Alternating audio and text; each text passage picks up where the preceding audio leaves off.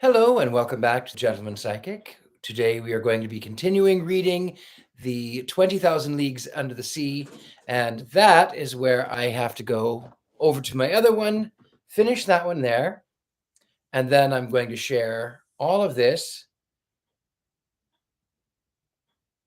Well, we'll post it for 30 days. That was quite an unattractive little image there at the end. I guess I should have waited for it to have ended, but that's okay. We're going to go back over here to the YouTubes. Oh, I didn't put what part this was. Anyway, it's part 3. I'll edit that in post. Let me go right over here. Where's my videos? Come on. Oh, there we go. Share that one. Copy. And we go over here to this one, comment, paste. And then we go right up here and we do this one several times. Shrouded Grove, good evening. I'm doing very well. Sky Dahadi, good evening. Let me just go right over here and we'll say, join me for story time. And we click the post on that one. And then we will go over here to the Gentleman Psychic and we repeat the process.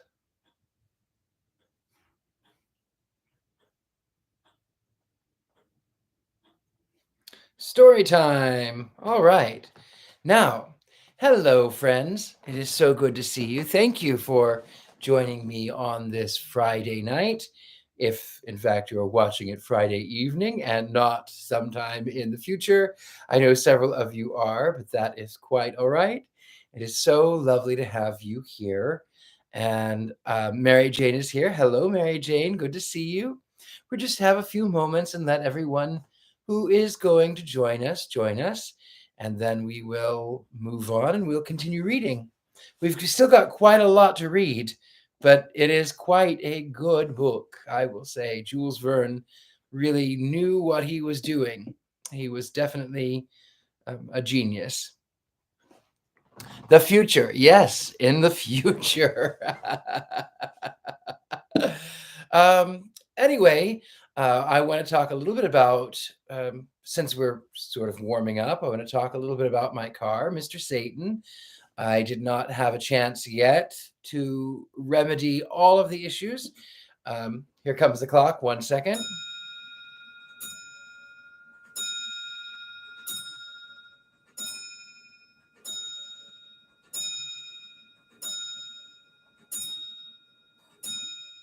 10 o'clock here on the East Coast.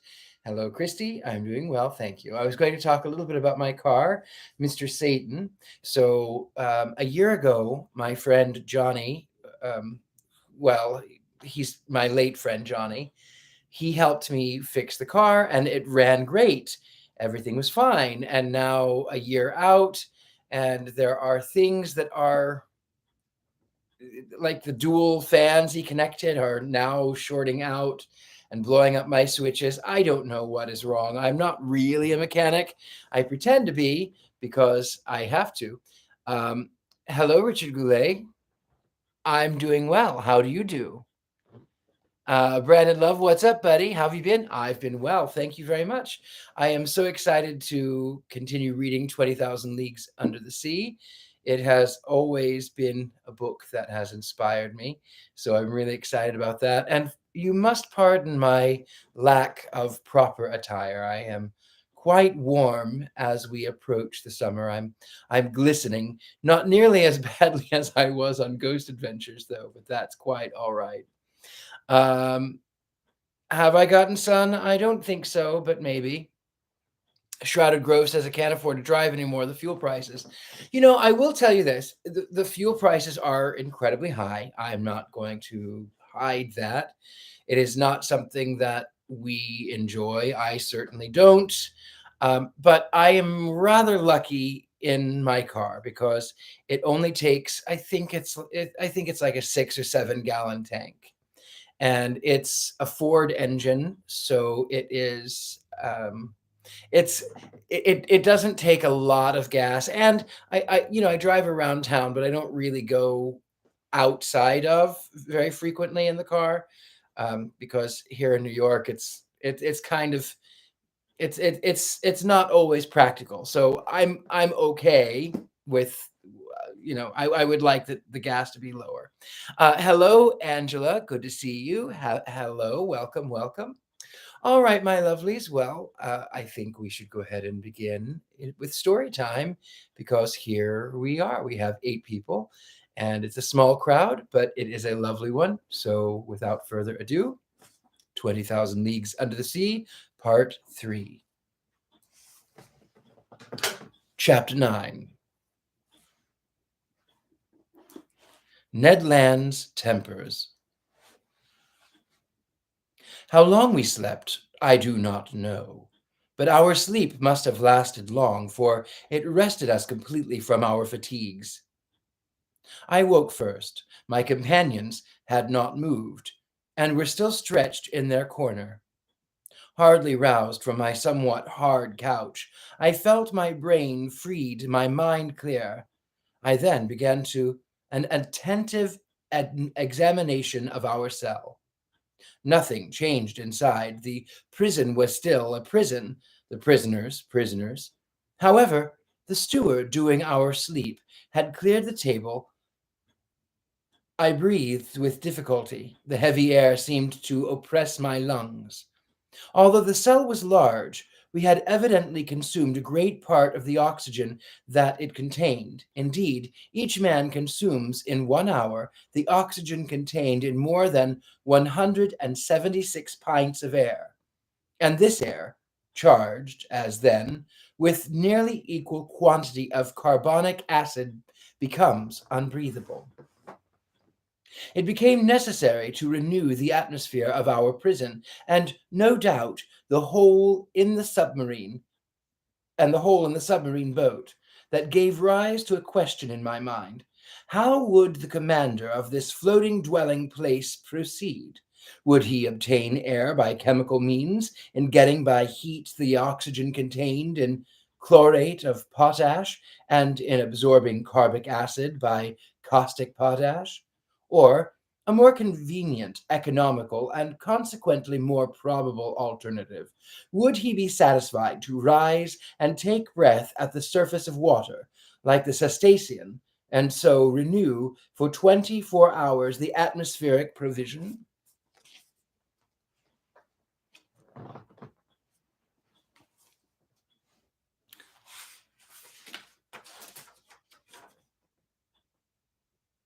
Oh, where am I? Oh, I skipped 2 pages. I beg your pardon. To renew for 24 hours the atmosphere of provision. In fact, I already obliged to increase my respirations to eke out of this cell the little oxygen it contained, when suddenly I was refreshed by a current of pure air, and perfumed with saline emanations. It was an invigorating sea breeze charged with iodine. I opened my mouth wide, and my lungs saturated themselves with fresh particles. At the same time, I felt the boat rolling. The iron-plated monster had evidently just risen to the surface of the ocean to breathe, after the fashion of whales. I found out from that mode of the ventilating the boat. When I had inhaled this air freely, I sought to conduit pipe which conveyed to us the beneficial whiff, and I was not long in finding it. Above the door was a ventilator, through which volumes of fresh air renewed the impoverished atmosphere of the cell. I was making my observations when Ned Land and Council awoke almost at the same time under the influence of this reviving air. They rubbed their eyes, stretched themselves, and were on their feet in an instant. "Did master sleep well?" asked Council, with his usual politeness. "Very well, my brave boy. And you, Mr. Land?" "Soundly, Professor. But I don't know if I'm right or not. There seems to be a sea breeze." A seaman could not be mistaken, and I told the Canadian all that had passed during his sleep. "Good," said he. That accounts for those roarings we heard when the supposed narwhal sighted the Abraham Lincoln. Quite so, Master Land. It was taking breath. Only, Mr. Arno, I have no idea what o'clock it is unless it is dinner time. Dinner time, my good fellow. Say, rather breakfast time, for we certainly have begun another day. So, said Council, we have slept 24 hours? That is my opinion. I will not contradict you, replied Ned Land, but dinner or breakfast, the steward will be welcome whichever he brings. Master Land, we must conform to the rules on board, and I suppose our appetites are in advance of the dinner hour. That is just like you, friend Council, said Ned, impatiently. You are never out of temper, always calm. You would return thanks before grace and die of hunger rather than complain. Time was getting on, and we were fearfully hungry, and this time the steward did not appear.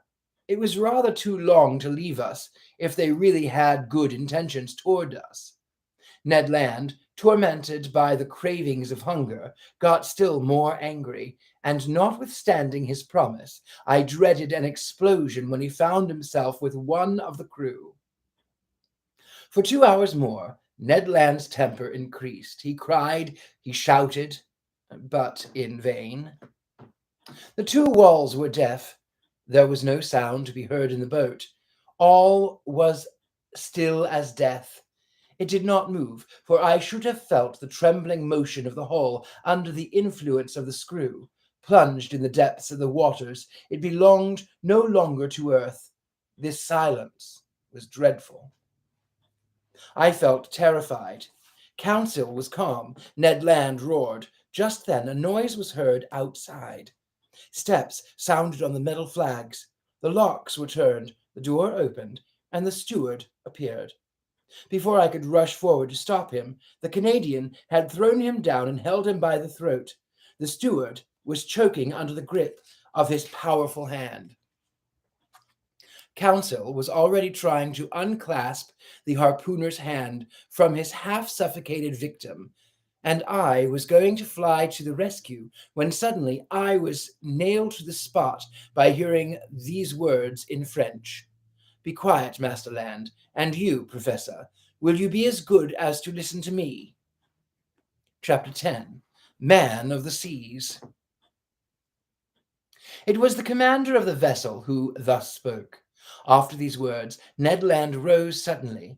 The steward, nearly strangled, tottered out on a sign from his master, but such was the power of the commander on board that not a gesture betrayed the resentment which this man must have felt toward the Canadian. Council, interested in spite of himself, I, stupefied, awaited in silence the result of the scene. The commander, leaning against a corner of the table with his arms folded, scanned us with profound attention. Did he hesitate to speak? Did he regret the words which he had just spoken in French? One might almost think so, after some moments of silence, which not one of us dreamt of breaking. Gentlemen, said he in a calm and penetrating voice, I speak French, English, German, and Latin equally well. I could, therefore, have answered you at our first interview, but I wish to know you first, then to reflect. The story told by each one, entirely agreeing in the main points, convinced me of your identity. I know now that chance has brought before me Monsieur Pierre Arnaud, professor of natural history at the Museum of Paris, entrusted with a scientific mission abroad. Council, his servant, and Ned Land, of Canadian origin, harpooner on board the frigate Abraham Lincoln of the Navy of the United States of America.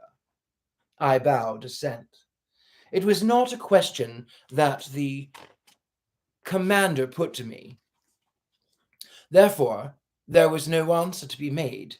This man expressed himself with perfect ease, without any accent. His sentences were well turned, his words clear, and his fluency of speech remarkable. Yet I did not recognize in him a fellow countryman. He continued the conversation in these terms. You have doubtless thought, sir, that I have delayed long in paying you this second visit. The reason is that, your identity recognized, I wish to weigh maturely what part to act toward you. I have hesitated much. Most annoying circumstances have brought you into the presence of a man who has broken all the ties of humanity. You have come to trouble my existence. Unintentionally, said I. Unintentionally, replied the stranger, raising his voice a little. Was it unintentionally that the Abraham Lincoln pursued me all over the seas? Was it unintentionally that you took passage on this frigate? Was it unintentionally that your cannonballs rebounded off the plating of my vessel? Was it unintentionally that Mr. Nedlands struck me with his harpoon? I detached a restrained irritation in these words, but to these recriminations I had very natural answer to make, and I made it. Sir, said I, no doubt you are ignorant of the discussions which have taken place concerning you in America and Europe. You do not know that diverse accidents caused by collisions with your submarine machine have excited public feeling in the two continents. I omit the hypothesis without number by which it may be was sought to explain the inexplicable phenomenon of which you alone possess the secret. But you must understand that in pursuing you over the high seas of the Pacific, the Abraham Lincoln believed itself to be chasing some powerful sea monster, of which it was necessary to rid the ocean at any price. A half smile curled the lips of the commander. Then, in a calmer tone, Monsieur Arnaud, he replied, dare you affirm that your frigate would not as soon have pursued and cannoned a submarine boat as a monster? This question embarrassed me, for certainly Captain Farragut might not have hesitated. He might have thought it was his duty to destroy a contrivance of this kind, as he would a gigantic narwhal. You understand, then, sir, continued the stranger, that I have the right to treat you as enemies. I answered nothing purposely, for what good would it do to discuss such a proposition when force could destroy the best arguments? I have hesitated for some time, continued the commander. Nothing obliged me to show you hospitality. If I chose to separate myself from you, I should have no interest in seeing you again. I could place you upon the deck of this vessel, which has served you as a refuge. I could sink beneath the waters and forget that you had ever existed. Would not that be my right? It might be the right of a savage, I answered, but not that of a civilized man. Professor, replied the commander quickly, I am not what you call a civilized man. I have done with society entirely, for reasons which I alone have the right of appreciating. I do not, therefore, obey its laws, and I desire you never to allude to them before me again. This was said plainly.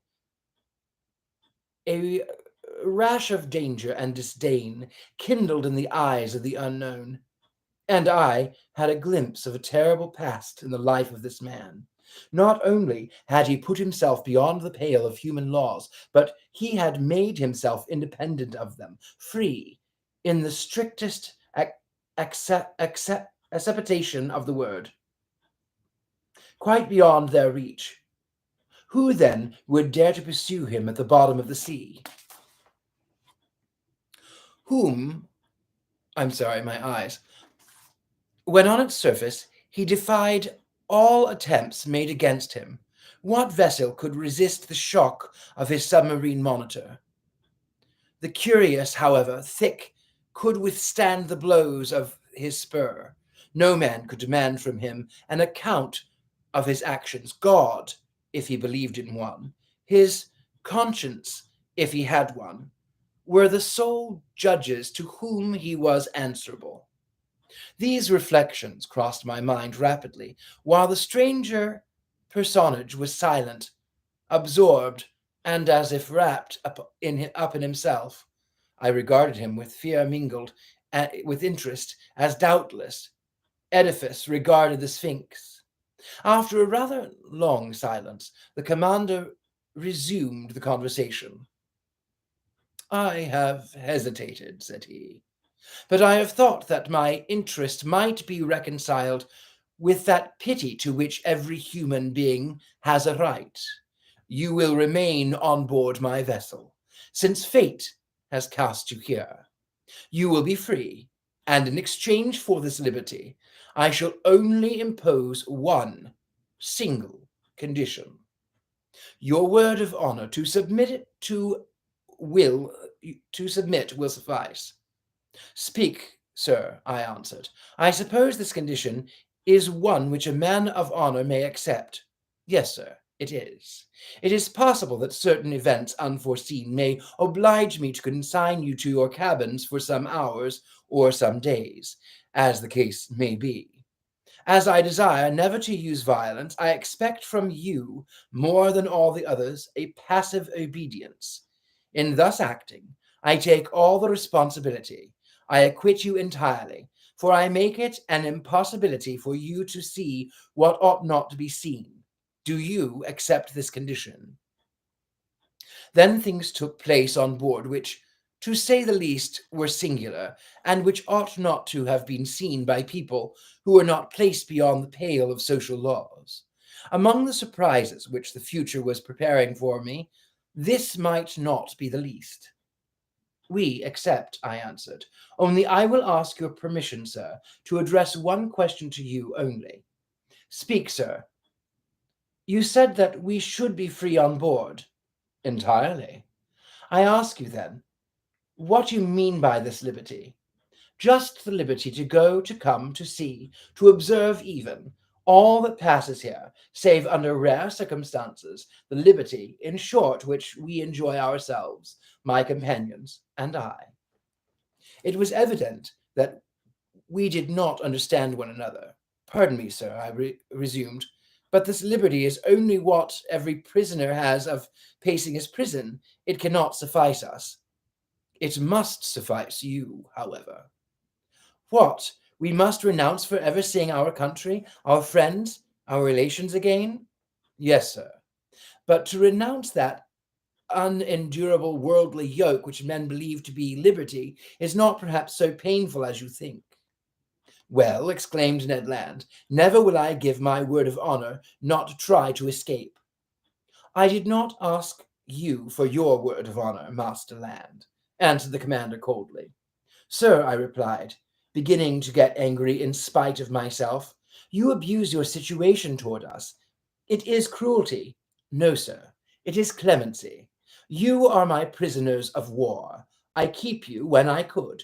By a word, plunge you into the depths of the sea. You attacked me. You came to surprise a secret which no man in the world must penetrate, the secret of my whole existence. And you think that I am going to send you back to the world which must know me no more? Never. In retaining you, it is not you whom I guard. It is myself. These words indicated a resolution taken on the part of the commander, against which no arguments would prevail. So, sir, I rejoined, you give us simply the choice between life and death. Simply. My friends, said I, to a question thus put, there is nothing to answer, but no word of honor binds us to the master of this vessel. None, sir, answered the unknown. Then in a gentler tone, he continued, now permit me to finish what I have to say to you. I know you, Monsieur Arnaud. You and your companion will not, perhaps, have so much to complain of in the chance which has bound you to my fate. You will find among the books which are my favorite study of the work which you have published on the depths of the seas. I have often read it. You have carried your work as far as terrestrial science permitted you, but you do not know all you have not you have not seen all. Let me tell you then, Professor, that you will not regret the time passed on board my vessel. You are going to visit the land of marvels. These words of the commander had a great effect upon me. I could not deny it. My weak point was touched, and I forgot, for a moment, that the contemplation of these sublime subjects was not worth the loss of liberty. Besides, I trusted the future to decide this grave question. So I contented myself with saying, "By what name ought I address you?" "Sir," replied the commander, "I am nothing to you but Captain Nemo, and your companions are nothing to me but passengers of the Nautilus." Captain Nemo called. A steward appeared. The captain gave his orders in a strange language which I did not understand. Then turning toward the Canadian and counsel, "A repast awaits you in your cabin," said he. "Be so good as to follow this man. And now, Monsieur Arnaud, our breakfast is ready. Permit me to lead the way." "I am at your service, Captain." I followed Captain Nemo, and as soon as I had passed through the door, I found myself in a kind of passage lighted by electricity, similar to the waist of a ship. After we had produced a dozen yards, a second door opened before me. I then entered a dining room decorated and furnished in severe taste. High oaken sideboards inlaid with ebony stood at the two extremities of the room, and upon their shelves glittered china, porcelain, and glass of inestimable value.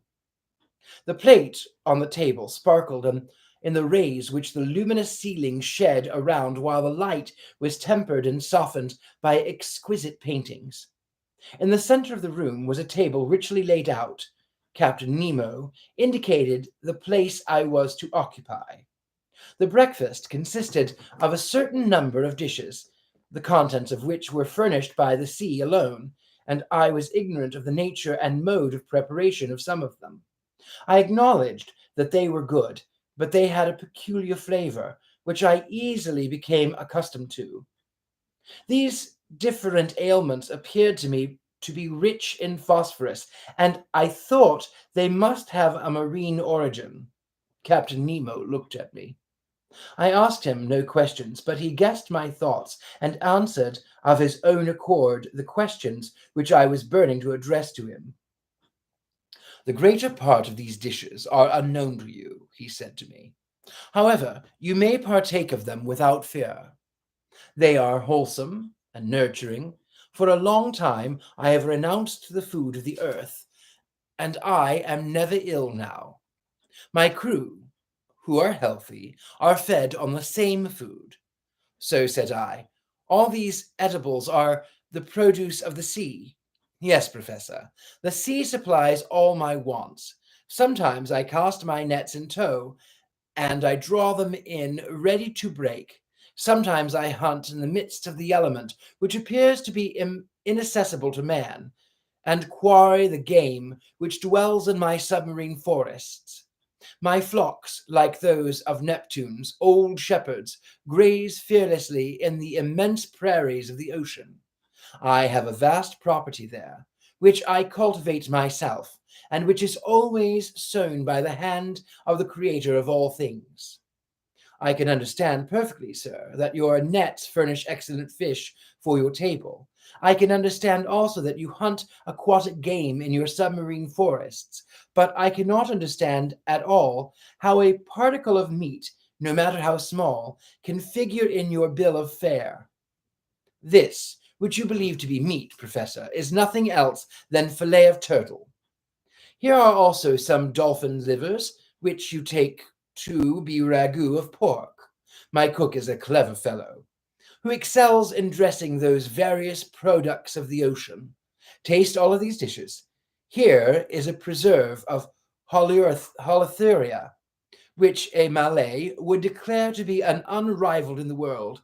Hero is the cream, of which the milk has been furnished by the cetacea, and the sugar by the great fucus of the North Sea. And lastly, permit me to to offer some preserve of anemones, which is equal to that of the most delicious fruits.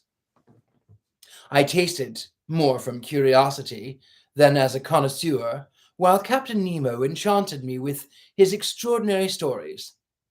You like the sea, Captain? Yes, I love it. The sea is everything. It covers 7/10 of the terrestrial globe. Its breath is pure and healthy. It's an immense desert where man is never lonely, for he feels life stirring on all sides. The sea is the only embodiment of the supernatural and wonderful existence. It is nothing but love and emotion. It is the living infinite. As one of your poets has said, in fact, Professor, nature manifests herself in it by her three kingdoms: mineral, vegetable, and animal. The sea is the vast reservoir of nature. The globe began with sea, so to speak, and who knows if it will not end with it. In it is supreme tranquility. The sea does not belong to the despots. Upon its surface, men can still exercise unjust laws, fight, tear one another to pieces, and be carried away with terrestrial horrors. But at 30 feet below its level, their reign ceases, their influence is quenched, and their power disappears. Ah, sir, live in the bosom of the waters. There only is independence. There I recognize no masters. There I am free. Captain Nemo suddenly became silent in the midst of his enthusiasm, by which he was quite carried away.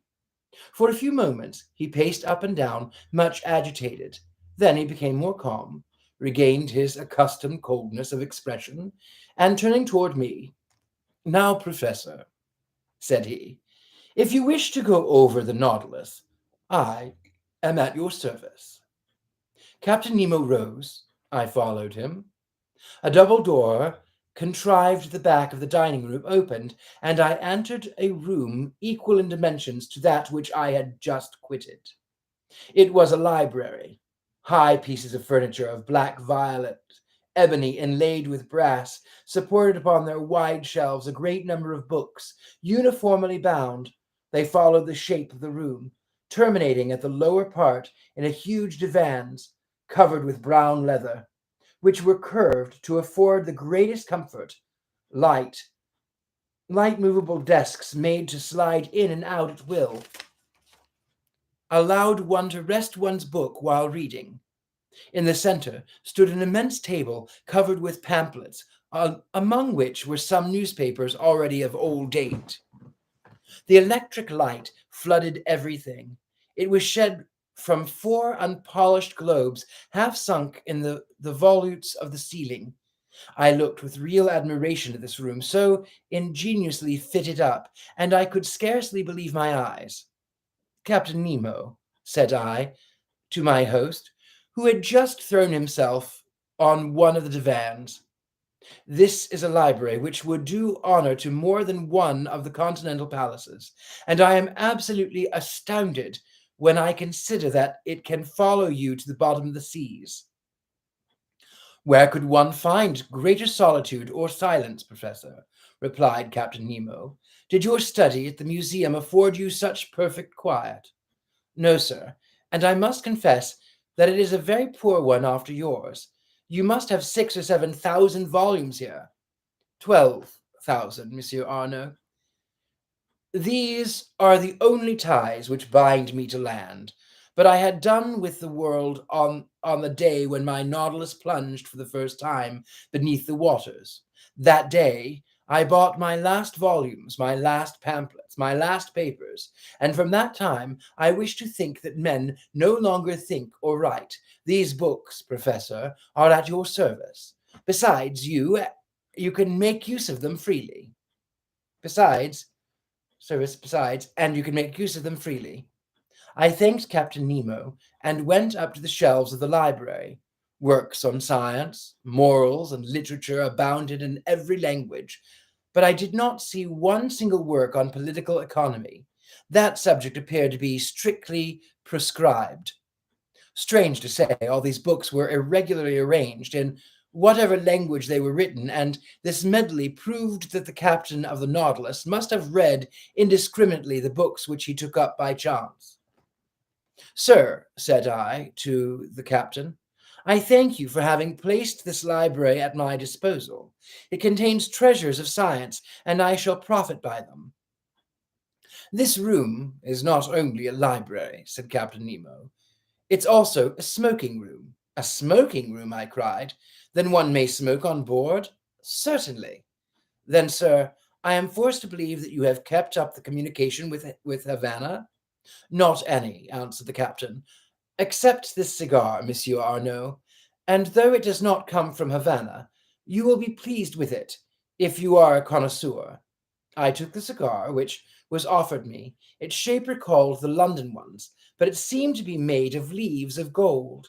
I lighted it at little brazier, which was supported upon the elegant bronze stem, and drew the first whiffs with the delight of the lover of smoking who has not smoked for 2 days. It's excellent, said I, but it's not tobacco. No, answered the captain. This tobacco comes neither from Havana nor from the East. It is a kind of seaweed rich in nicotine, with which the sea provides me, but somewhat sparingly. At that moment, Captain Nemo opened a door which stood opposite to that by which I had entered the library, and I passed into an immense drawing room, splendidly lighted. It was a vast 4-sided room, 30 feet long, 18 wide, and 15 high. A luminous ceiling decorated with light arabesques shed a soft, clear light over all the marvels accumulated in this museum. For it was, in fact, a museum in which an intelligent and prodigal hand had gathered all the treasures of nature and art with the artistic confusion which distinguishes a painter's studio. 30 first-rate pictures, uniformly framed, separated by bright drapery, ornamented the walls, which were hung with tapestry of severe design. I saw works of great value, the greater part of which I had admired in the special collections of Europe and in the exhibitions of the paintings. The several schools of the old masters were represented by a Madonna of Raphael, a Virgin of Leonardo da Vinci, a nymph of Correggio, a woman of Titan, an Adoration of Veronese, an Assumption of Murillo, a portrait of Holbein, a monk of Velasquez, a martyr of Ribera, a fair of the Rubens, 2 Flemish landscapes of tenors, 3 little genre pictures of Guinard Mestiu, and Paul Potter, 2 specimens of Gerault and Proudhon, and some sea pieces of Backhausen and Vernet.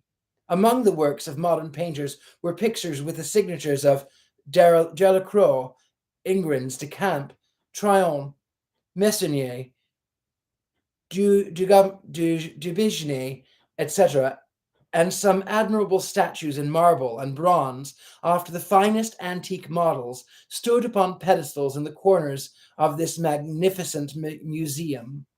Amusement, as the captain of the Nautilus had predicted, had already begun to take possession of me.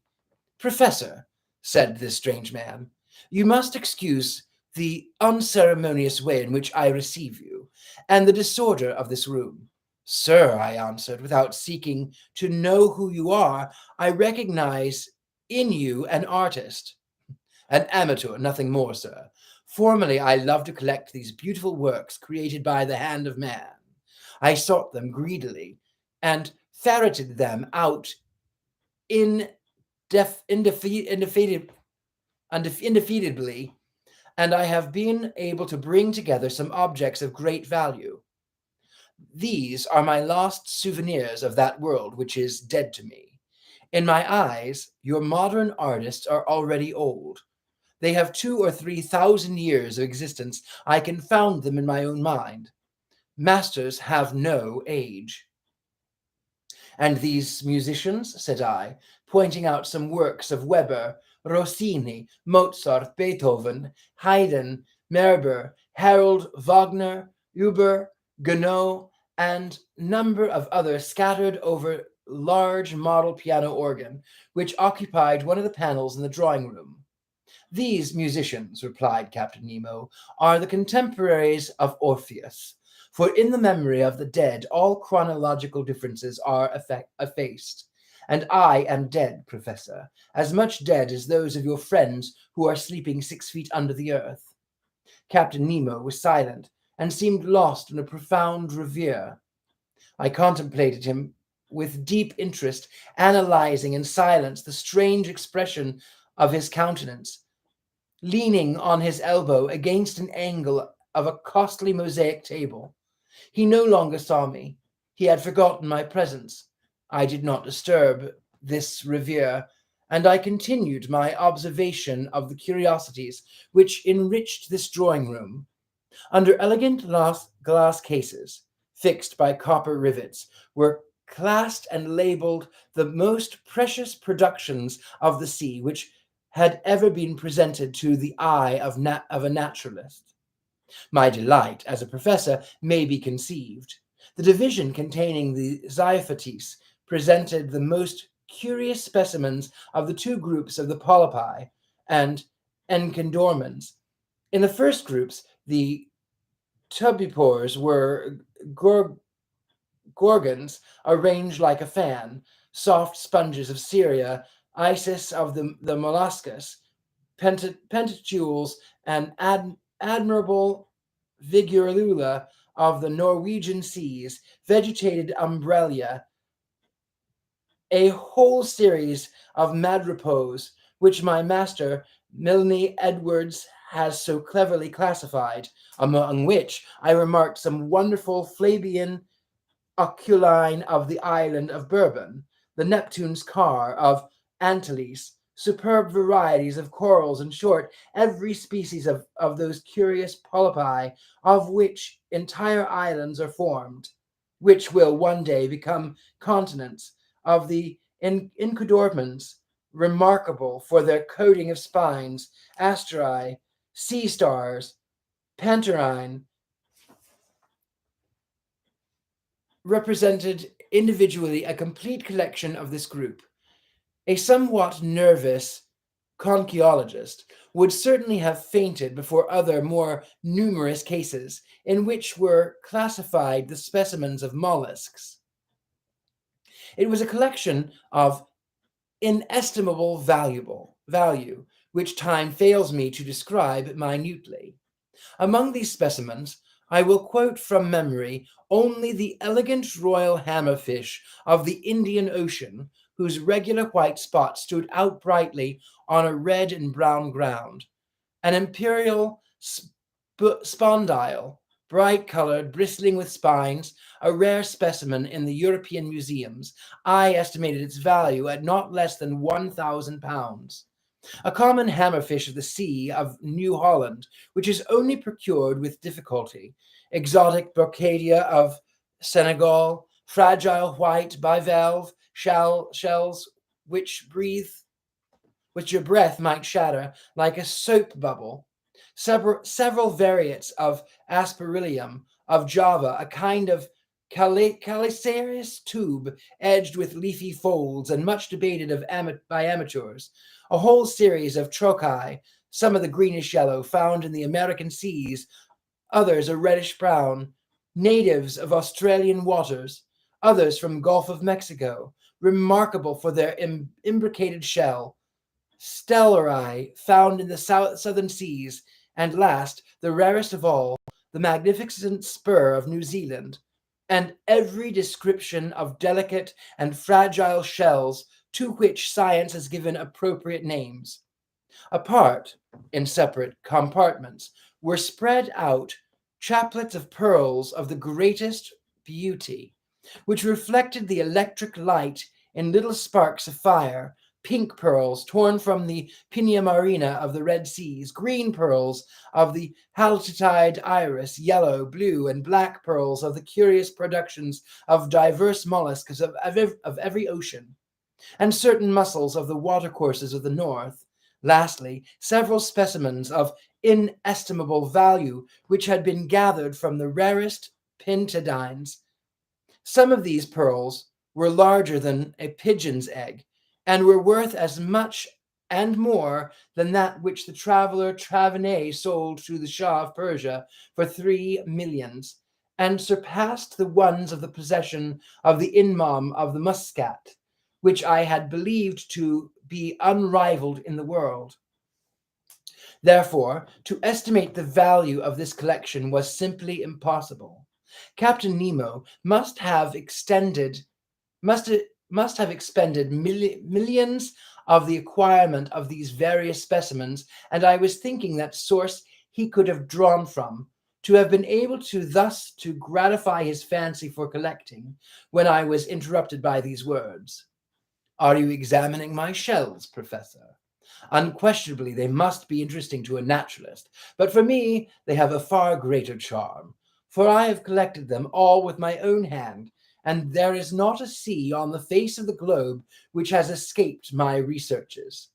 I can understand, Captain, the delight of wandering about in the midst of such riches. You are one of those who are collected the treasures themselves. No museum in Europe possesses such a collection of the produce of the ocean. But if I exhaust all my admiration upon it, I shall have none left for the vessel which carries it.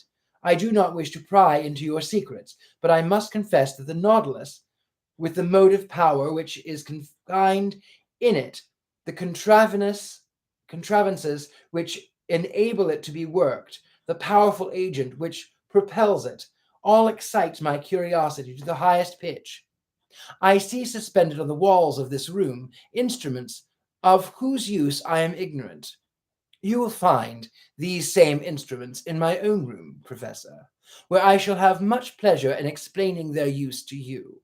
But first, come and inspect the cabin, which is set apart for your own use. You must see how you will be accompanied on board the Nautilus."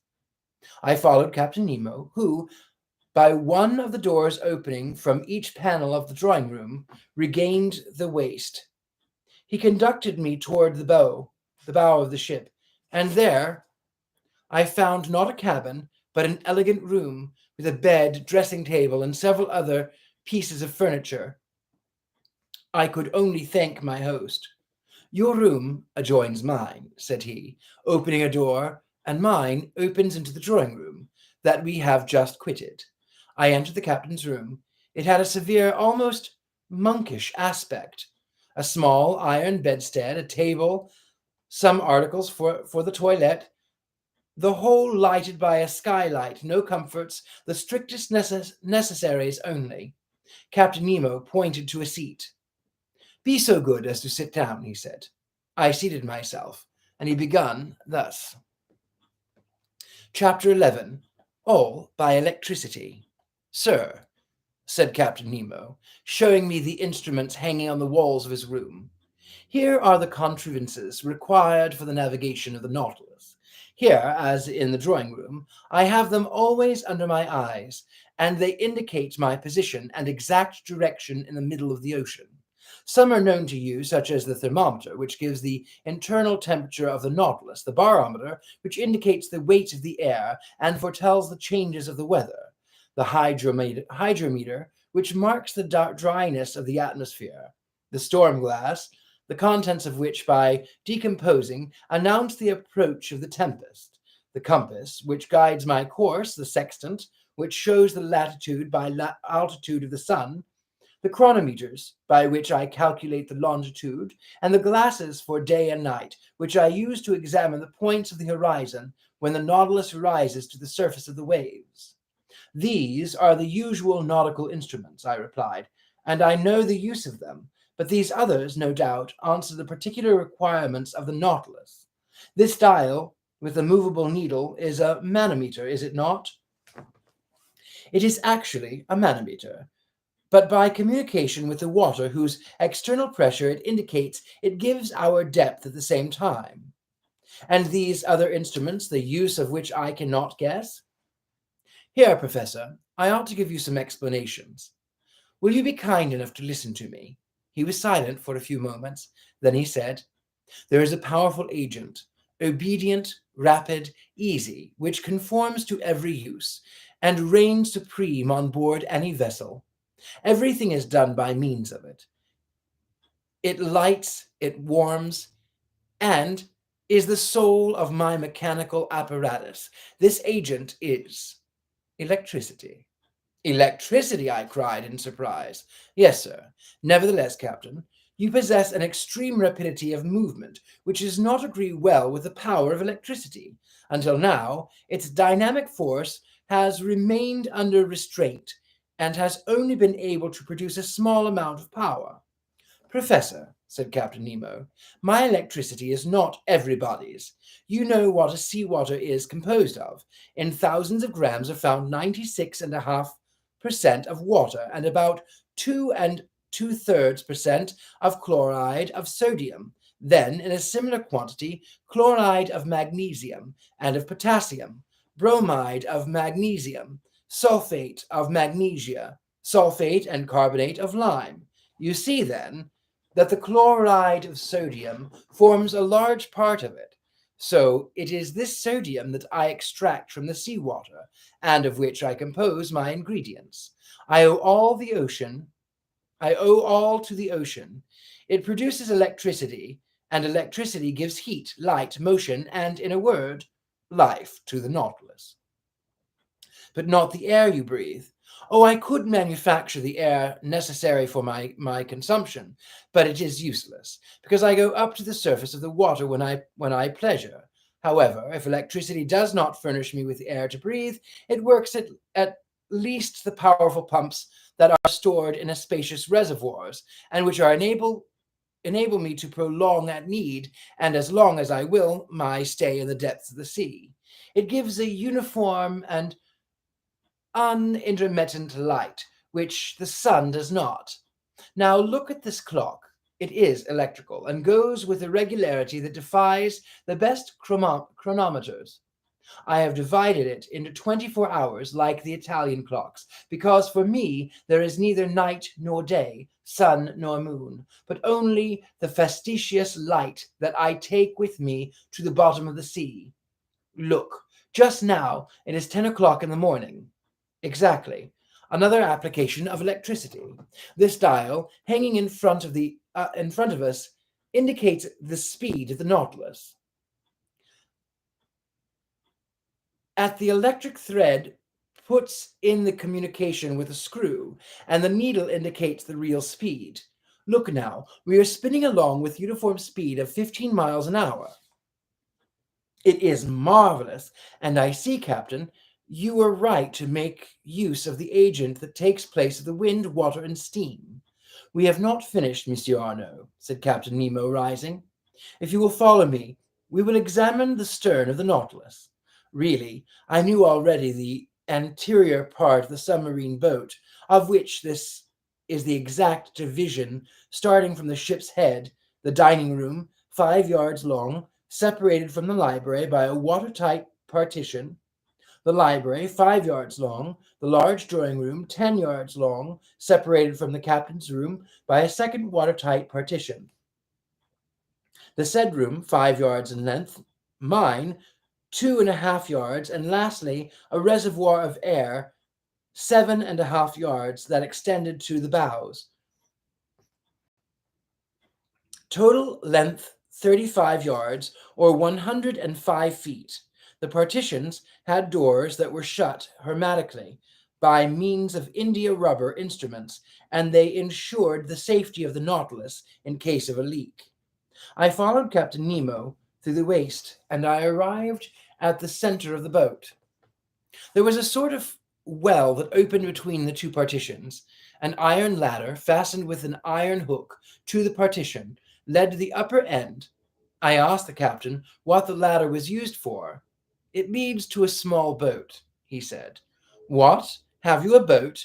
I examined in surprise. Of course, an excellent vessel, light and insubmersible, that serves either as a fishing or as a pleasure boat. But then, when you wish to embark, you are obliged to come to the surface of the water. Not at all. This boat is attached to the upper part of the hull, and the Nautilus occupies a cavity made for it. It is decked quite watertight and held together by solid bolts. This ladder leads to the manhole made in the hull of the Nautilus that corresponds with a similar hole made in the side of the boat. By this double opening, I get into the small vessel. They shut the one belonging to the Nautilus. I shut the other one by means of screw pressure. I undo the bolts, and the little boat goes up to the surface of the sea with prodigious rapidity. I then open the panel of the bridge, carefully shut till then. I mast it, hoist my sail, take out my oars, and I'm off.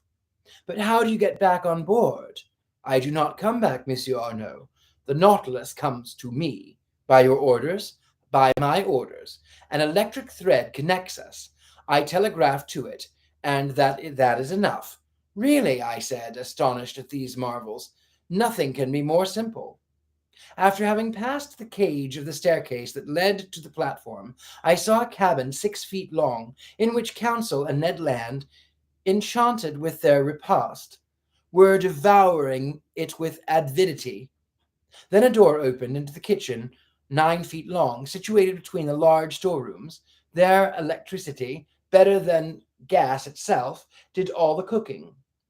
The streams under the furnaces gave out of the sponges of platina a heat which was regularly kept up and distributed, and also heated a distilling apparatus which, by evaporation, furnished excellent drinkable water. Near this kitchen was the bathroom, comfortably furnished with hot and cold water taps. Next to the kitchen was the berth room of the vessel, 16 feet long, but the door was shut, and I could not see the management of it, which might have given me an idea of the number of men employed on board the Nautilus. At the bottom was a fourth partition that separated this office from the engine room. A door opened, and I found myself in the compartment where Captain Nemo, certainly an engineer of very high order, had arranged his locomotive machinery. This engine room, clearly lighted, did not measure less than 65 feet in length. It was divided into two parts. The first contained the materials for producing electricity, and the second, the machinery that connected it with a screw. I examined it with great interest in order to understand the machinery of the Nautilus. You see, said the captain, I use Bunsen's contrivances, not Ruckmoreff's. Those would not have been powerful enough.